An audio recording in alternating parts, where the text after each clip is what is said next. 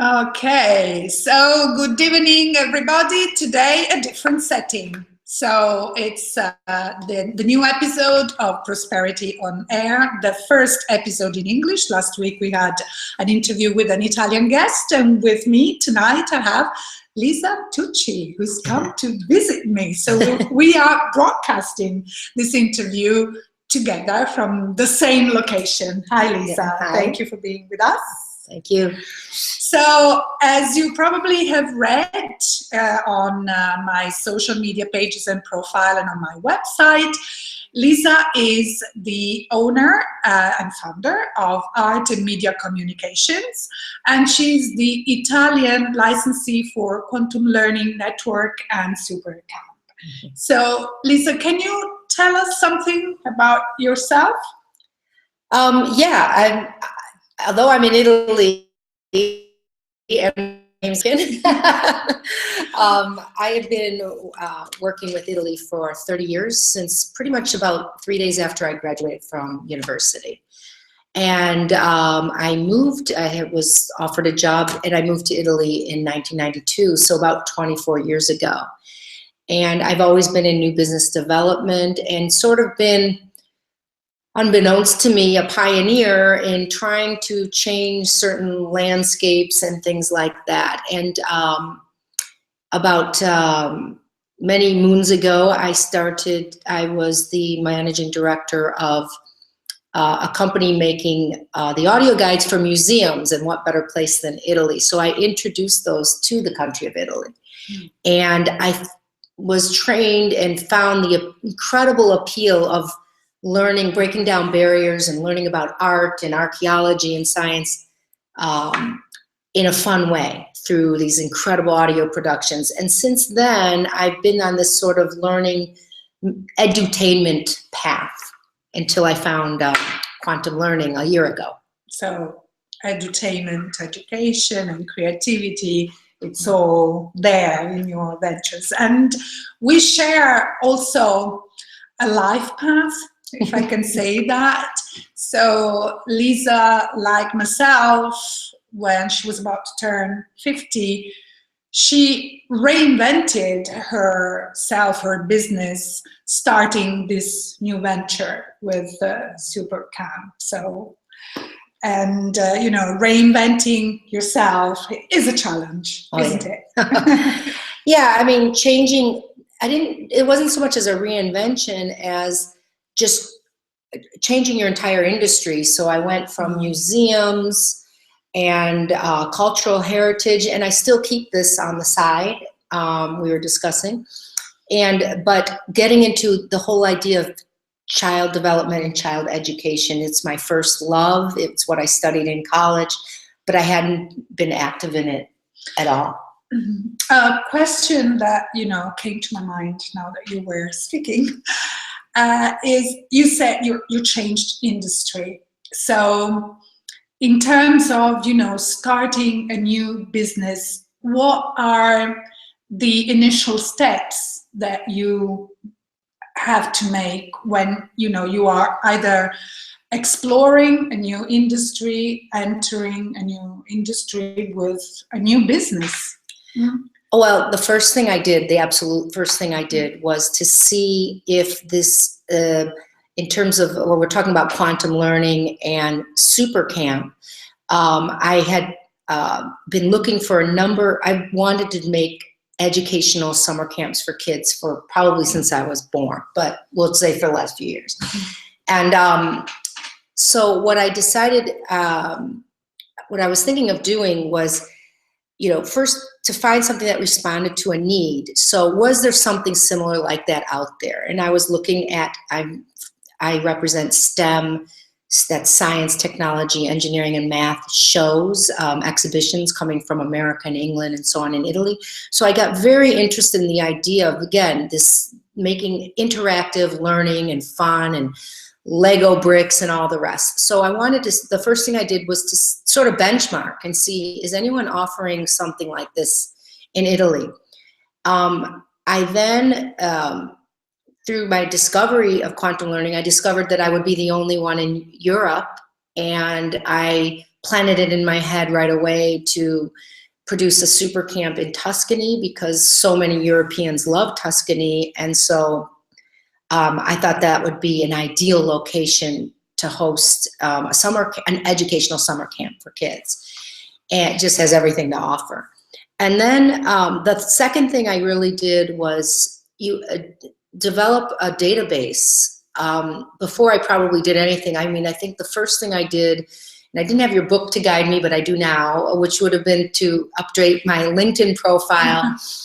And immediately started emailing and discovering who's involved, who's my market. And in a way that was quite easy in Italy because everything we're doing right now, at least for the first few years of operation, is in English.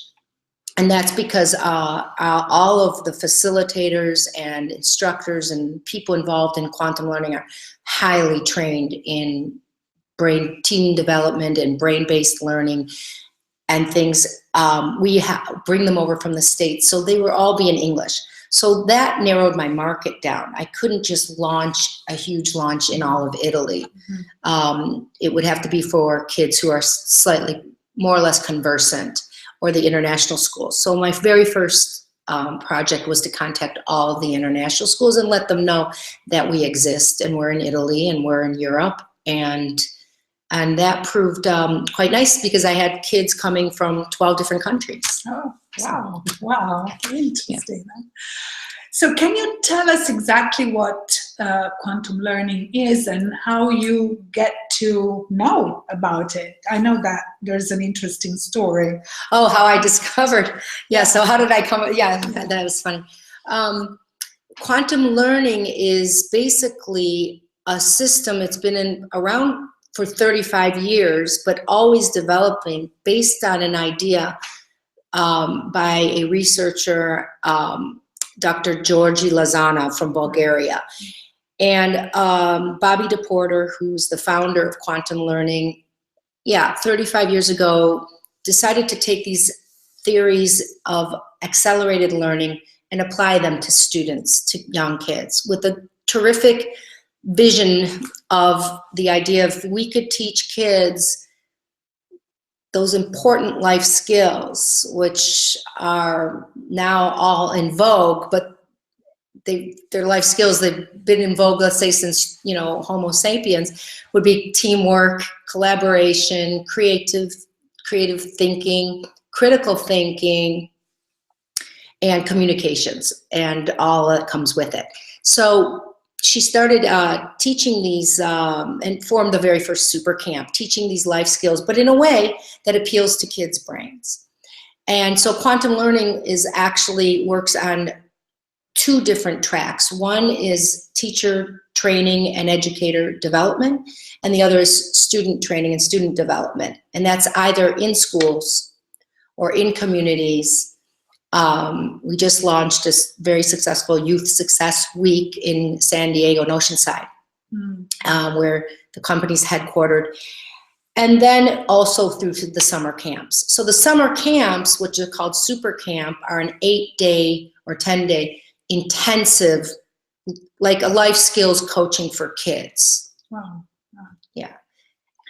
And where they develop a lot of, soft skills and emotional intelligence and this toolkit that I wish I could learn when I was in my teens, and they are able to do that. Yeah. I think that the system it is a system. It starts with foundation and the environment we create and the culture of the classroom or what's happening at the camp, and then the design and delivery. So it is a system. It's every minute is really on purpose. But I sit there through every day and say, oh, if I had only known this 30 years ago, so on like that. And I get a lot of people who or teachers who had gone to the camp who would call you up and say, oh yeah, that's changed my life. So I always wonder, like, what if it had changed mine? But now it's changing it now. And you were there, so you witnessed the activities the kids were involved in, and I assume that you also saw their transformation in this, week, 10 days of, activity together. What were the main benefits, the main changes, the main aha moments that these kids had? Oh, wow. Yeah. Well, I'll take a step back also just to answer your previous question, which was how I discovered it, because that's actually how it's the same as the transformation. But a friend of mine had moved to Hong Kong with her kids, and she knew that I, loved working with kids and being around them and all of that. And I saw her in the summer, and I had just noticed that her son had really blossomed. He was always amazing and just somebody I love so much, a real intense student, intense reader. But for some reason, I could just see this certain confidence level. And after he had been born and raised in Italy, I said, wow, that Hong Kong really is has done amazing things. And she just said one word. She said, super camp. I go, what? Super camp, you have to check it out. So that's how I found out about it. I then went online and, looked it up and said, I just couldn't believe some of the things that they were doing with kids and so on.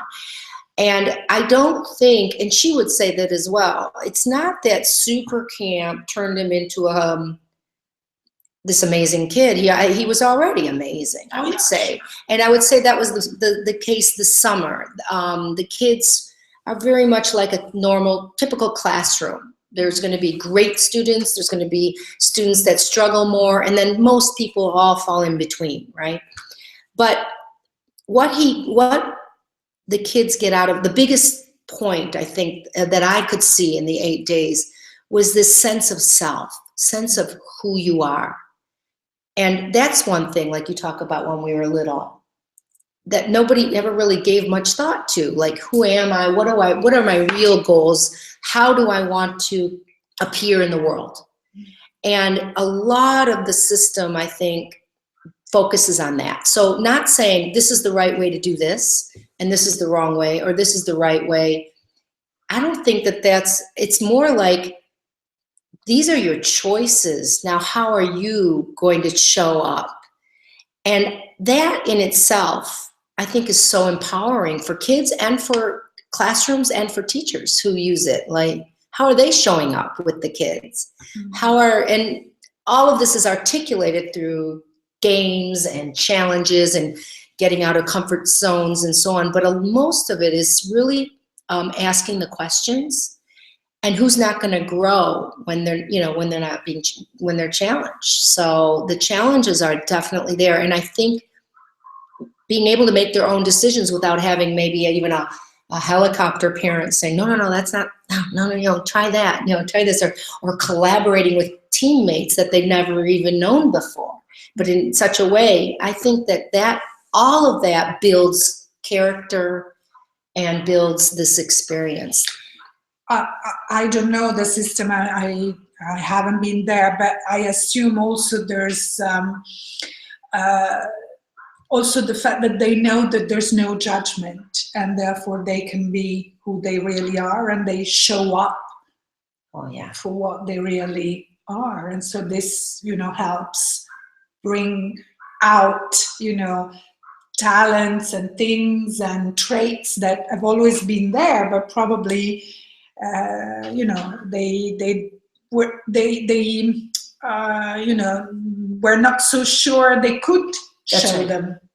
That's right. I mean, and we also, and each child, I think, learns, gets something different out of the experience. So I can't say across the board, this is going to happen. But I know one thing, and it's also been studied, is that, your self-confidence is definitely raised, and you're probably more motivated but we also give them a lot of life tools that what happens when you are being judged or bullied, which is a huge problem right now in across many cultures, in Italy, in Europe, in America. The idea of, okay, well, just because a bully is going to give you this, you have to accept that. And so we also give them strategies, and then there's learning strategies and life strategies. So that we give them a pretty vast toolbox also of how to maybe up their game in school as well. And there's a program for educators. And what is different in the way they interact with the kids? Before, well, I think one of the things that it's a huge program, but the thing I like the most is that we talk about it as almost orchestrating your classroom, like an orchestra. And so you've got different things that have to happen. But one of the things, and I think a lot of teachers know these things and they practice them all the time. But I think what we do is we give them a concise system. So not only are you kind of putting them into practice, but you're putting them in with more intention, and you're getting better results. And so the kids are more interested, and you're more interested. So it's like this, wonderful little, cycle that feeds off each other. So one of the things that we try to teach is this idea of, making sure you're in the kids' space, especially making things important to them. And for this, I learned it in the audio guide business with the museums, which was incredible, which was answer the question, what does this mean to me? So it wasn't just telling them what they need to learn, but actually making it real, involving it in them. And guess what? They're more interested. Now you're more interested. So it's this cycle. And so the system for educators is quite intense as well. That's a 2-day or 5-day workshops that I have not yet brought to Europe. But you are about to. Hopefully, yeah. Yeah, and I was thinking, that these kids receive so many inputs from, different sources, and you have to find a way to keep them interested and involved, and boost their curiosity, and also favor participation. And you need a different system and different tools. Yeah, I mean, what I see is that in the system, we talk a lot about the classroom environment, and we have a thing that we often say, which is everything speaks.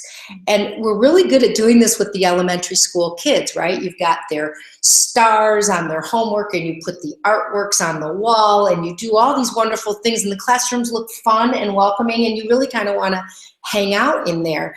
And by the time they're in high school, all this disappears. Completely disappears, especially, I would say, in Italy. There's this idea that in fact, the kids are stuck to their seats because the teachers rotate and not the kids. So it's going counter to almost a lot of things that have to happen, which is you need to move, you need a break. They're taking away, in America or in other places, they're taking away recesses. That's like one of the worst things you can do for learning. You need the breaks. You need to re-stimulate your brain. And so what we try to do is re-establish some basic tenets that it's okay to be fun, because if your brain's having fun, you're probably going to learn more and retain it longer. Yeah, there's still this model that, the teacher has all the information and the knowledge, and he conveys it to the kids, and they are passively taking all this information in. And also combined with, the internet and having all the most diverse opportunities and information that you can get from there, and they play with everything. You have to find a way to get them involved as they are with other things, being them, games, or, there's interactive TV now. And and keep them focused. I mean, that's one of the biggest things that, I used to have a problem with in school, is that I did not like to open books. Since I cannot read something and retain it, but I could listen to the teacher and remember everything. So the different learning modalities. Now they don't take them into account. Yeah, or everybody has kind of all of them, and you need to use all of them. But what we try to do is make that environment a little bit more appealing, right? So we're not just sponging in and cramming for exams, and the idea that you can make the learning. It doesn't all have to be fun and games. There's also a way that we talk about the way you approach something. So instead of saying, okay, you guys, listen, we're going to go through a really difficult, this is going to be a really complicated subject. Well, now everyone in the classroom's brains have just turned off. Yeah. What if we said, okay, look here, now we're going to try this, and this, and this, and then say, by the way, we have just finished a really complicated thing. Congratulations, and acknowledge that. Celebrate. Yeah. Wouldn't that be nice? So after the camps, the biggest comment, of course, that we got from the kids is, why can't school be like this?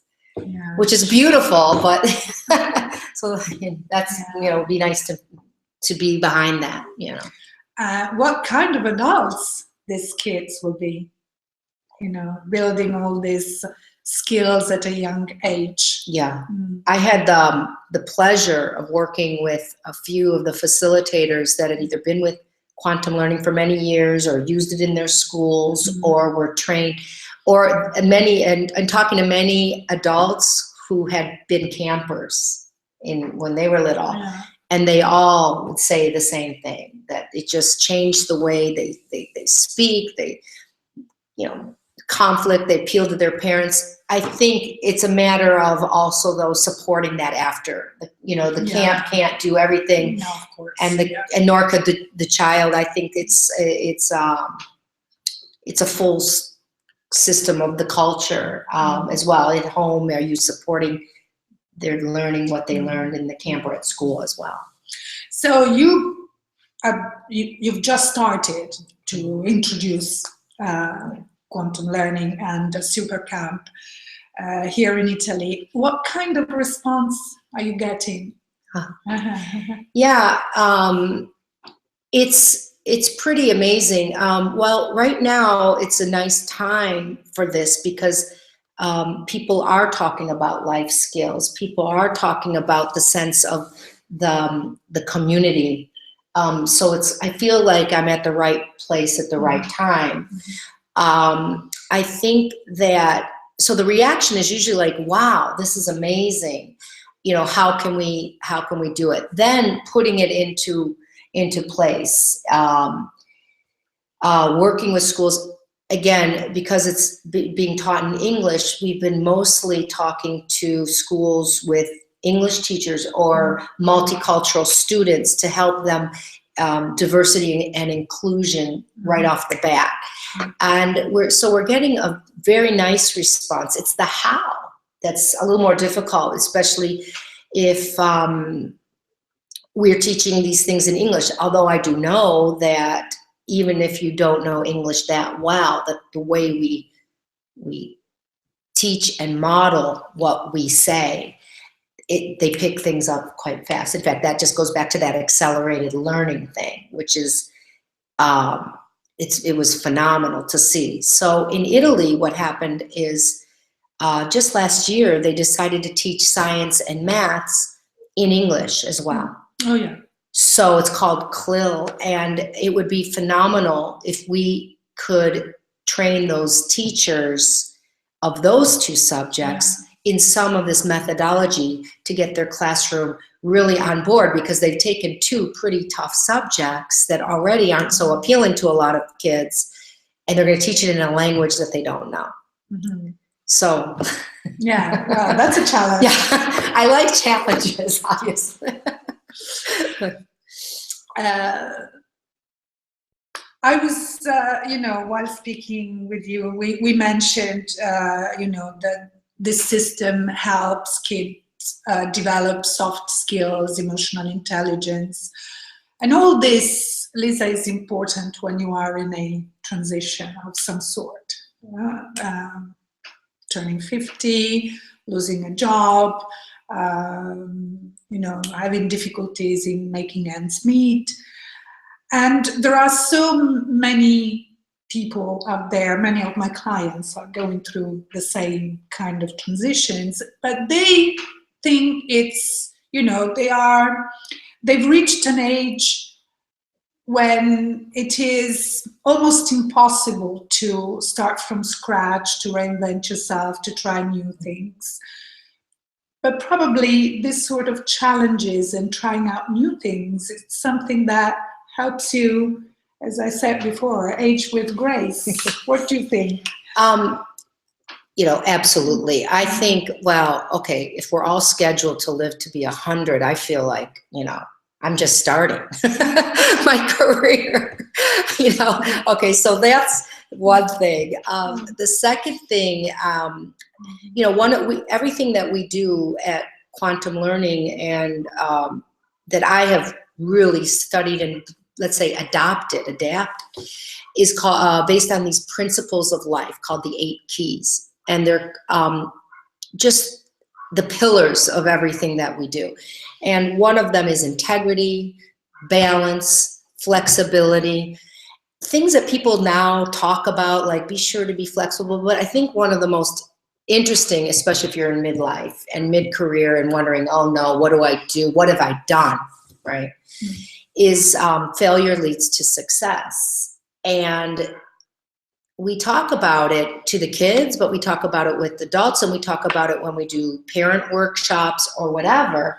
This idea that failure is just feedback. So even if you feel like a failure, and I wouldn't say that somebody dropping out of a career to raise children is on any stretch of the imagination a failure, but they feel like, wow, I don't have any income, I'm not doing what I love, and so on. I think that this is the best time to actually go for that and not get stuck in that. It's feedback. So when what I was working on wasn't working, I kept saying, okay, well, what can I do that really, really turns me on? And with that energy, I can keep going, like gives you new energy. It gives you this idea of, okay, I can do something that I've always wanted to do, because right now I don't have anything to lose. And even if I did have 5 other companies, I would have still started that 6th one. But when you start to get the positive feedback and the results, it's incredible. But I think that people in transition, I listened to a webinar like this a long time ago, and they said, look and see what you already know how to do without having to become vice president of a pharmaceutical multinational. All of us have so many talents and skills, and that we can do something, whether it's on the side or start out and then turn it into a business. Like, you have a hobby and then you start Instagramming, and before you know it, you're selling all those things that you're creating. And so I love that idea that everybody has this sort of, a huge portfolio of talents that they probably never even thought about. Mm-hmm. So I also do a lot of editing books and websites and things like that, just to keep my foot in that multimedia business. Yeah. And I would say that, the idea that for me, everyone whoever knew me always said, you should work with kids. You should work with kids. You should work with kids. And I've been ignoring it, and I don't have kids. So I thought, okay, now it's time to work with kids. You know, I think just to add to what you said, I don't think there's such a thing as failure. I mean, there are lessons to learn. You make choices, and you think that a choice you make will lead you towards, a certain direction, and then you discover that, it's a different situation, and probably you have to make a different choice. But it's, like a child. It's the trial and error. He falls down, and then he stands up again, and he starts walking again. And I think that it applies to everybody at any age. Yes. And that's one thing. And the other thing is, you said that people kept saying to you that you should have worked with kids. And probably you had not the maturity or the experience back then to work with kids. And probably now is the right moment. I also believe this, that, things happen when it is the right time for you. Right. Like, I feel like it's like wine, right? We're in Italy. It's gotten better with age. Yeah. So but maybe that's what happens. And so, I know it's a cliche, right? So when the doors close and so on, and, look for another open door. But I really just was confident looking for something that had value for my community, for me personally, or for the world. And then, okay, can I bring this to market? And because I love challenges so much, I decided to do this, in Italy, in a different language, so on and so forth. That's kind of tough, but I think it's great it'll be great for the country and for anyone. Right? And as a business person, what do you find more difficult in Italy? The biggest challenges that you're facing here, from the business point of view? I think this is just generally speaking, the cultural differences in approaching who you have in front. A lot of times, I'm very conscious about this idea of meritocracy, but a lot of times in Italy, it's really not so much about you being the best in the business or the best here. It's really who you know. A lot of things happen through personal relationships. And so that's kind of tough. I would say it's also tougher perhaps at this age, because I think when you're now all the people are creating relationships in the digital world, which is great, but it's not helping you develop.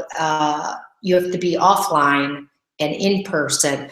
And I think that the cultural thing, and then of course the language challenges, because Americans are very direct. They put it right out there, and it's Italians are not. Yeah. Take us 10 times to say the same thing, which, And I feel like I don't have time for that, right? So you just want to, and that's not so appealing. So I would say that the cultural issues are a big challenge, and I think it's a worldwide thing. I don't think it's native to Italy. Is this idea that when there's difficult economic times, they cut school and education and teachers, and I've never been able to understand it. I never will. That to me is when we should be investing in our kids. Oh yeah, they are our future. We should keep investing in these generations. Yeah, I totally agree. And it's also important for an adult to keep investing in themselves. in your education, and learn new skills, and or develop skills and talents that you already have. And I love that. A lifelong learner. A lifelong learner. That's true. So going back to quantum learning and Supercamp, appointments for 2016. Oh, well, yeah. So we run junior campus, that's for kids aged 10 to 14. Mm-hmm. And then we have a senior forum, 14 to 18-year-olds. Mm-hmm. And that's the junior forum is the 24th through the 31st of July. Mm-hmm. And that will take place in Tuscany. Oh, wow. Yeah, it's beautiful. I think I like to claim that we're the only super camp with a pool. Wow.